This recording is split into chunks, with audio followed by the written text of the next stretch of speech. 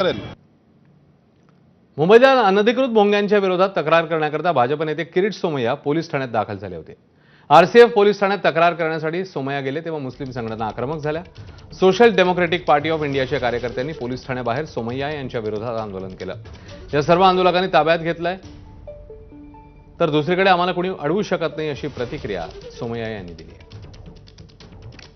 अनधिकृत भोंगे काढताना पोलिसांना किरीट सोमय्याला थांबू शकत नाहीत आणि आता धमक्या देणार आहे ना, खूप येऊन गेले।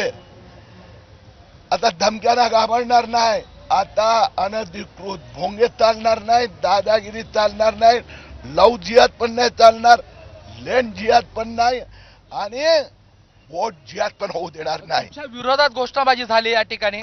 अरे आता उद्धव ठाकरेची हिरवी सेना असो, राहुल गांधी असो कि मग अबू आझमी असो, कोणाचाही चालणार नाही। अनधिकृत मस्जिद, अनधिकृत भोंगे खाली येणार नाही। पुढची बातमी। पुण्यश्लोक अहिल्यादेवी होळकर यांच्या 300व्या जयंती निमित्ताने आज अहिल्यानगरमधील चौंडीमध्ये एक भव्य